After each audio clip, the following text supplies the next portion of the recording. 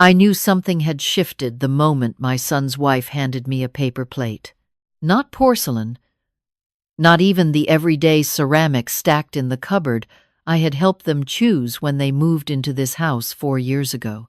A paper plate, the thin kind that bows under the weight of anything heavier than a sandwich, slid across the counter in my direction, while she carried 2 proper dishes to the dining table where my son and his colleague sat waiting.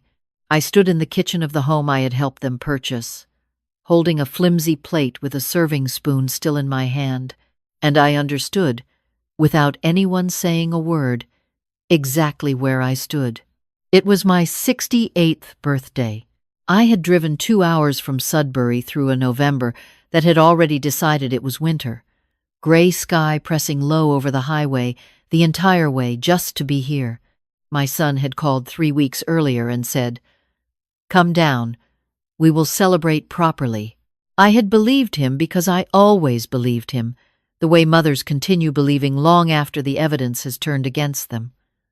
I brought a bottle of Pinot Noir I had been saving for something worth celebrating, and a loaf of the cranberry walnut bread I make only on occasions that matter. I left both on the counter when I arrived. Neither was opened. The wine sat beside the refrigerator untouched. The bread was moved to the far end of the counter, near the recycling bin, as if it were something to be sorted out later. Dinner was roasted chicken with rosemary, and a mushroom risotto that smelled like the kind of evening I had once hoped this would be. The colleague my son had brought home, a man named Brett, who spoke exclusively about interest rates and weekend hockey, received a full plate and was twice asked if he wanted more. I sat at the small chair tucked beside the kitchen island rather than at the dining table, a chair that had no matching place setting, no wine glass, and no explanation. My daughter-in-law had arranged the seating as if I were an afterthought that had arrived inconveniently early. At some point during the meal, I heard my son laugh. That real laugh, the one that used to mean something was genuinely funny. He used it on something Brett said, and the sound of it moved through me like a cold current. He had not looked at me since I sat down. He had not mentioned my birthday at all. My granddaughter Emma, 12 years old, and still in possession of a conscience the house had not yet managed to shape, appeared at the kitchen doorway at one point and looked at me with uncertain eyes. She opened her mouth to say something, but my daughter-in-law called her name from the dining room before a word could come out. Emma went. I understood.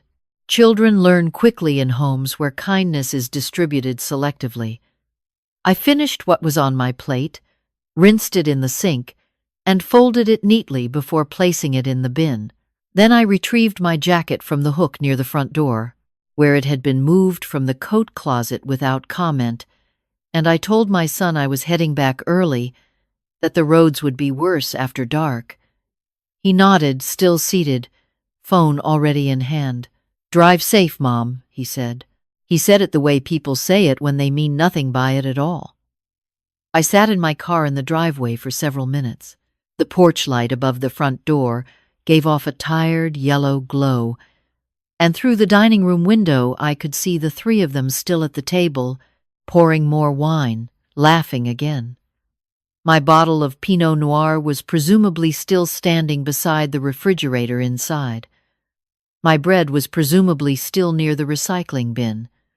I drove home through the dark. The highway north was quiet, the kind of quiet that does not feel peaceful when you are carrying something heavy.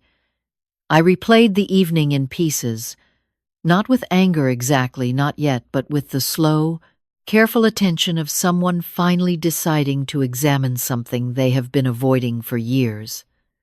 By the time I passed Perry Sound, I was not replaying the birthday dinner anymore. I was replaying everything else. When my husband Robert passed 6 years ago, my son had been devastated in the way that men who have not yet learned to carry grief often are. He arrived at the grief sideways, through action, through financial anxiety, through a series of poorly timed decisions. He and my daughter-in-law had been renting a condo in Barrie at the time, stretched thin in the way young couples stretch themselves in Ontario when they believe the market will wait for them. It would not wait. They needed a down payment for the house they had already convinced themselves they must have, a 4-bedroom detached in a subdivision north of Toronto, more house than they could afford on their own.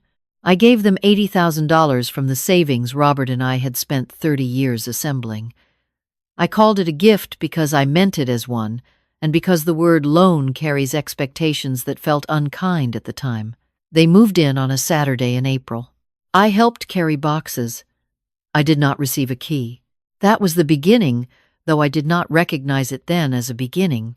The tuition payments started 18 months later, when my daughter-in-law decided to finish her degree part-time. 3 semesters. I covered each one. When their second car was written off in a collision on the 400, I helped replace it. When the furnace in the new house failed in January 2 years ago, I transferred the repair cost before they finished explaining the situation. When Emma needed braces, I arranged a direct payment to the orthodontist. When they planned a March break trip to Portugal that my son described as something they simply had to do for their mental health, I sent $2,000 toward the flights because he mentioned casually that they were a bit short. I had never once been invited to Portugal. Back home in Sudbury, I set my jacket on the chair inside the door and did not turn on the lights for a while. I stood in the dark kitchen and let the silence come at me. The house felt different at night without Robert. It always had. But tonight, it felt different in a way I could not immediately name, as if the familiar stillness had a new edge to it. I put the kettle on. I opened my laptop at the kitchen table the way I used to open my lesson plan binder when I was still teaching, with the feeling that something needed to be seen clearly before anything else could happen. I had taught high school mathematics in Sudbury for 28 years. I understood exactly how numbers behaved and exactly what it meant when they did not add up. I pulled up my online banking through my account at TD. My pension deposited reliably on the last business day of each month, and between that and the modest investment income from the portfolio Robert and I had maintained through a financial advisor at RBC, I was comfortable. Not wealthy by any definition, but steady. The kind of steady you earn over decades of choosing carefully. I went through the transfer history. The payments I had made over the past 4 years arranged themselves in a column that I had never added up in sequence before.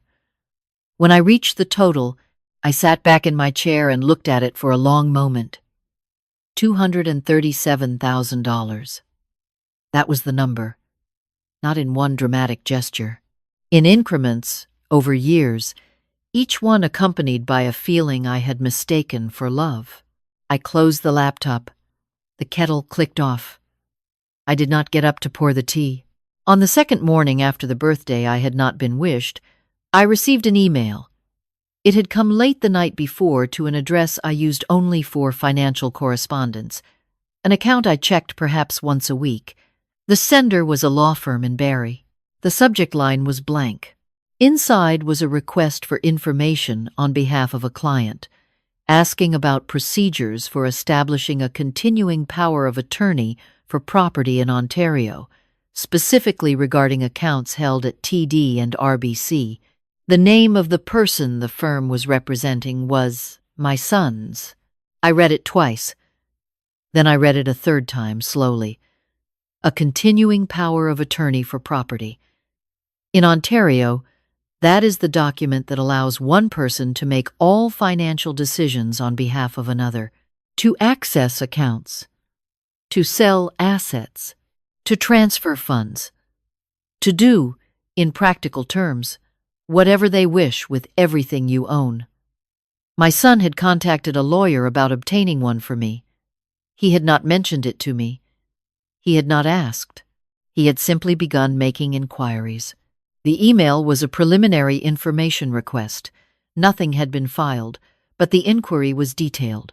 It asked about time frames, about whether a subject needed to consent or simply to sign, about whether an existing financial advisor relationship would continue during the period of the power of attorney, or whether the attorney assumed control of those relationships as well. I sat very still at the kitchen table. Then I got up, rinsed my tea mug, placed it carefully on the drying rack, and went to bed. Not because I was calm, because I had decided that whatever I was about to do, I would do it after sleep, after clarity, after the kind of considered stillness that my mother had always called the most powerful thing a woman could bring into a room. I was at the TD branch in downtown Sudbury when it opened at 9 the following morning. I had my identification, my account documents, and a folder I had put together the night before with every transfer record, every payment confirmation, and the printed email from the Barry law firm tucked at the back. The branch manager, a woman perhaps 15 years younger than me named Catherine, greeted me with the practiced warmth of someone who had learned that older clients appreciate being seen rather than hurried. She directed me to her office, offered me a coffee I did not want, and waited. I placed the folder on her desk and told her plainly that I needed to make changes to my accounts. Immediate changes. She reviewed the folder without comment until she reached the printed email. Then she looked up. I want to remove any secondary access authorizations across all personal accounts, I said. I want new security protocols, and I want to be the only individual who can initiate contact with this branch on my behalf. She nodded once and turned to her computer. As she worked through the accounts, she paused. She rotated her screen slightly toward me. There had been an attempted login to my online banking profile the previous evening at 11:23 p.m. from a device that was not mine, in a location that was not Sudbury. The attempt had been flagged automatically and blocked by the system. She asked whether I recognized it. I did not. She added a secondary verification requirement to every account, changed the security questions, and removed an email address listed as a secondary contact that I did not recognize as my own. Then we moved to my accounts at RBC. I called the advisor line from Catherine's office while she waited, and I had similar changes made to the investment portfolio and to the RRSP, accounts that still held the bulk of what Robert and I had accumulated before his retirement. With each call, each confirmation number, each new restriction I put into place, I felt something that was not quite calm, but was adjacent to it. The feeling of someone who has been drifting for a long time, suddenly setting their feet on solid ground. On the drive home, my phone began to ring. I let it ring. By the time I pulled into my driveway, there were 4 missed calls from my son and a text message from my daughter-in-law. The message read, "The joint credit card is showing as canceled.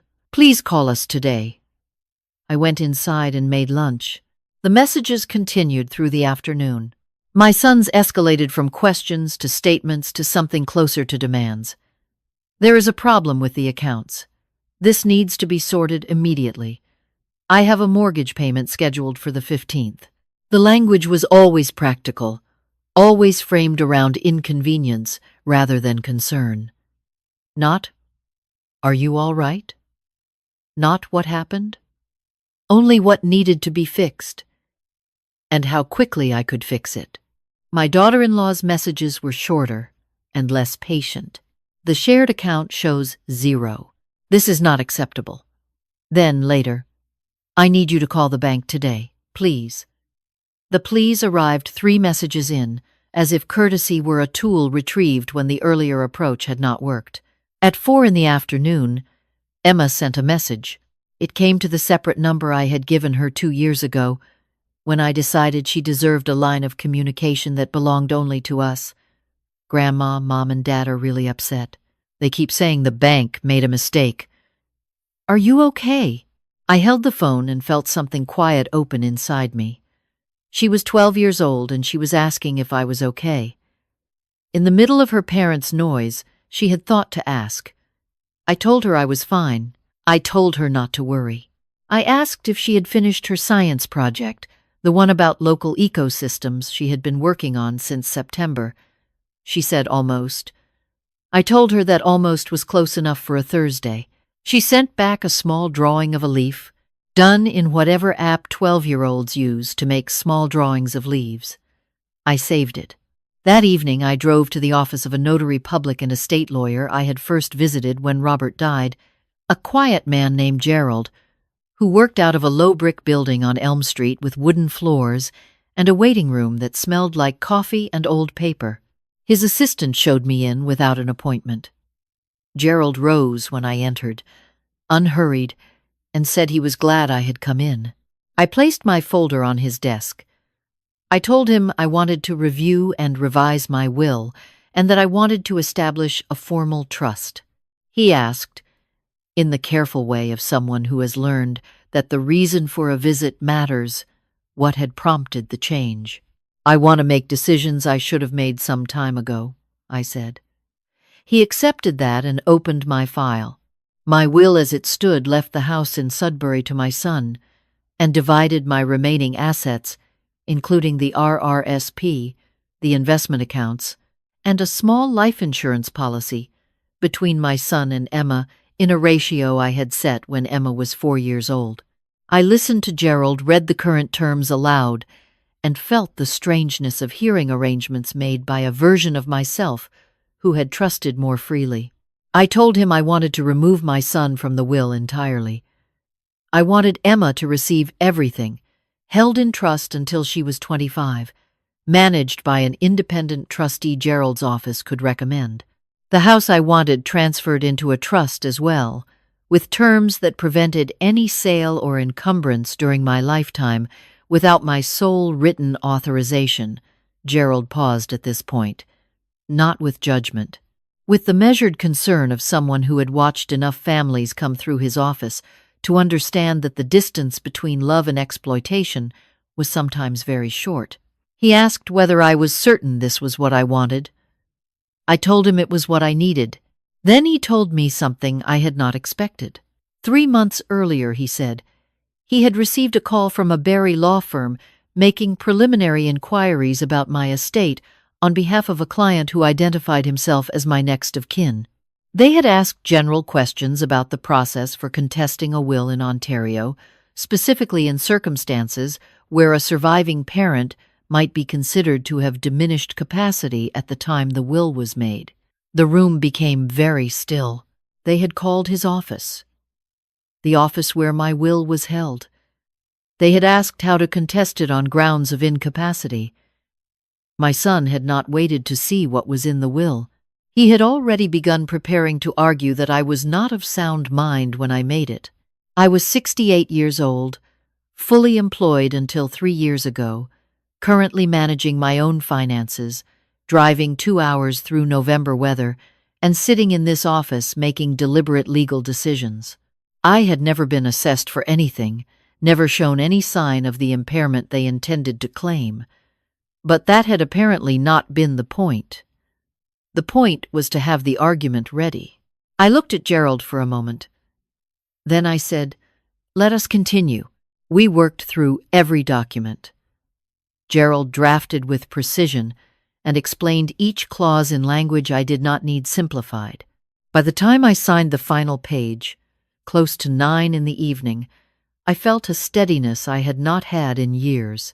Not victory, not anger, something older and quieter. The feeling of a woman who has finally stopped shrinking.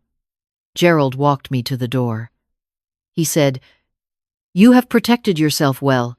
I thanked him and walked out into the November cold, which was sharp and clean against my face. The following afternoon my son arrived. I heard the car before I saw it, moving fast up the street, stopping harder than necessary at the curb. My son got out with the taut energy of someone who had rehearsed several versions of a conversation on the drive up and had not yet decided which one to use. My daughter-in-law stayed in the passenger seat, arms folded, watching the house from behind the window. She did not come to the door. I opened it before he knocked. He came inside and stood in the front hallway with his coat still on, looking at the house as if measuring it. "We need to talk about what you have done," he said. I offered him a seat. He did not take it. He told me the shared credit card had been canceled, and that it was the card tied to their household expenses, and that the automatic withdrawal for their mortgage had not gone through because the account I had been contributing to was now restricted, and that he had had to call his financial institution on a Saturday morning and explain that there had been a banking error, which there had not been, and that he was standing here now asking me to fix this before Monday. I let him finish. Then I said, "I am not going to fix it." He looked at me. "Those accounts," I said, "were funded by me for years on the assumption that help was temporary. It was not temporary for you. It became expected. Then it became assumed. Then you began making plans around what you intended to take rather than what I chose to give." His expression shifted, not to remorse, to the look of someone who has been named accurately and does not appreciate it. "Mom," he said, "you have no idea how much pressure we are under." "I understand pressure," I said. "I taught school for 28 years. Raised you largely on a teacher's salary after your father's hours were cut. Managed this house alone since he died, and transferred over $200,000 into your life in the past 4 years. I am familiar with pressure." He went quiet. I told him about the email from the Barry law firm. I told him about the login attempt, the same night I had been seated at a paper plate on my birthday. I told him that Gerald had received a call 3 months ago, inquiring about contesting my will on grounds of incapacity. His face changed in stages. First denial, the quick flicker of someone reaching for an explanation. Then something slower. The recognition that there was no explanation that would hold. "That was not what I meant," he said.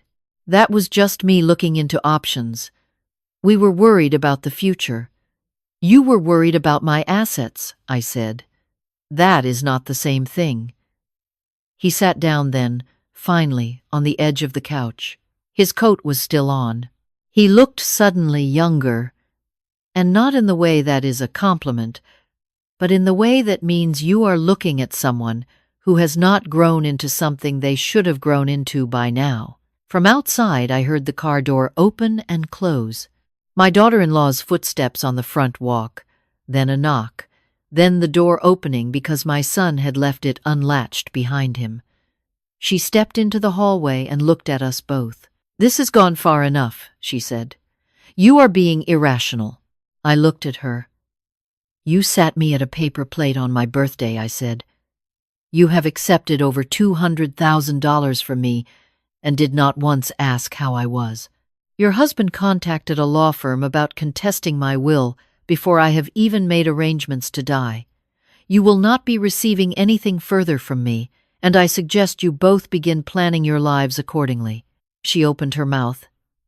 Then she closed it. That was the first time I had seen her without something to say, and I noted it with the same quiet attention with which I used to note when a student had finally understood something they had been resisting. My son said quietly that he needed to speak with me alone. My daughter-in-law left. The door closed behind her with the deliberate softness of someone controlling themselves by considerable effort. My son and I sat in the living room, the room where he grew up, where his school photographs still hung in the hallway outside because I had not taken them down and he had never asked me to. He looked at them for a moment, then back at me. He said he did not know when he had stopped seeing me as a person instead of a resource. He said it slowly, as if each word required finding. He said he thought he had been so focused on building his own life that he had never looked at the cost of building it on someone else's. I did not respond immediately.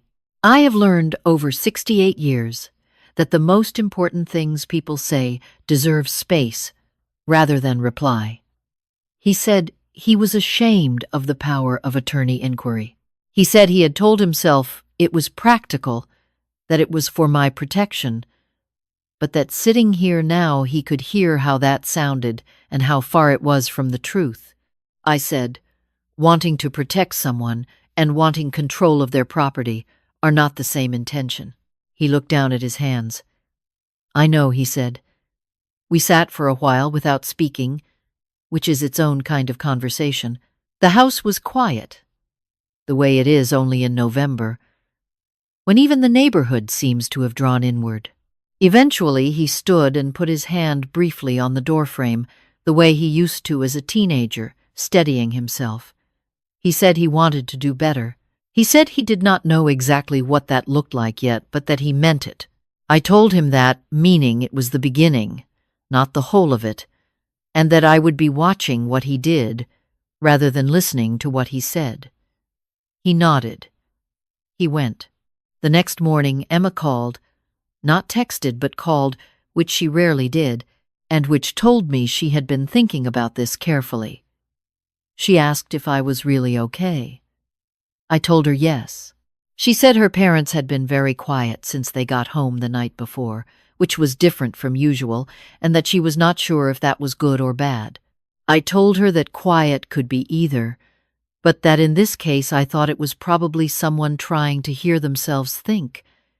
She said she was glad I had not moved away or done something drastic. I asked what she considered drastic. She said she didn't know exactly, but that she had been worried I would disappear. I am not going anywhere, I told her. Sudbury still needs me. She laughed. It was a small, genuine laugh, the kind that sounds like a specific person and not a general response, and it stayed with me long after we hung up. I spent the rest of that morning the way I spend all mornings when the weather is willing to cooperate.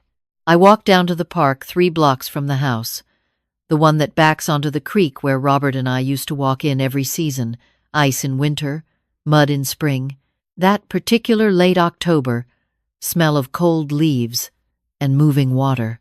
I walked the path slowly because there was no reason to walk it quickly, and because I have reached the age where I understand that slowness is not a failure of pace, but an accumulation of attention. The birches along the creek had lost most of their leaves and stood white against a sky that was thinking about clearing. A chickadee called from somewhere in the brush. The creek moved over the rocks below with the steady indifference of something that does not require an audience.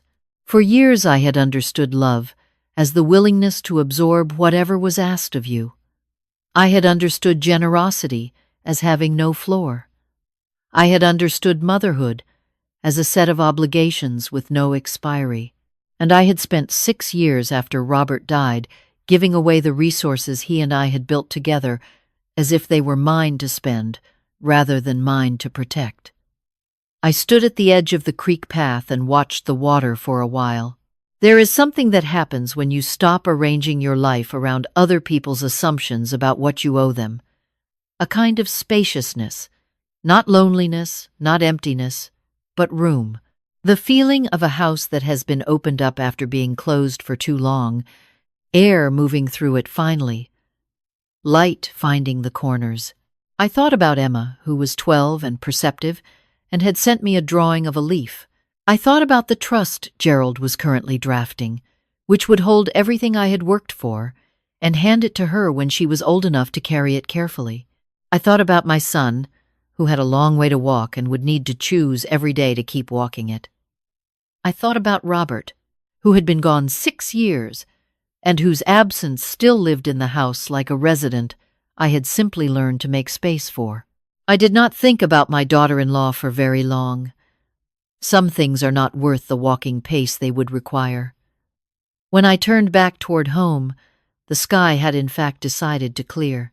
A pale, cold blue opened above the birch trees, the kind of winter-approaching blue that only exists in northern Ontario and in the particular shade of a day that has just made up its mind. My boots were wet from the path. My face was cold. I was 68 years old, walking alone by a creek in November, and I was entirely, straightforwardly, completely fine. More than fine. I was present. I was clear. I was in possession of my own life, which is the kind of wealth that does not show up in a TD account summary, but that you spend the whole of a life, if you are lucky, learning how to keep. The walk home was 15 minutes. I made tea when I got there, and I sat in the kitchen with the morning quiet and a book I had been meaning to finish for 3 weeks. The phone sat silent on the table. No demands this time. No one needing me to fix something I had not broken. Just the tea and the light through the kitchen window. And the first genuinely peaceful Thursday I had had in longer than I could accurately remember. Some things take a long time to reclaim. Your name, your boundaries, the particular shape of your own life that gets worn smooth over years of other people's needs. But they can be reclaimed. That is the part I had not believed until now. It is not a dramatic moment, the moment you step back into yourself. It does not arrive with a declaration or a confrontation or a particular morning that feels cinematically significant. It arrives quietly, the way all the things that actually last arrive. In a mug of tea going warm in your hands, in a leaf drawing saved on your phone, in the sound of a creek moving over rocks below a path you have always walked, carrying what it carries, going where it has always been going, asking permission from no one. Before you go, I want to ask you something. What would you have done differently, and how early would you have done it? And wherever you are watching from today, I would love to know.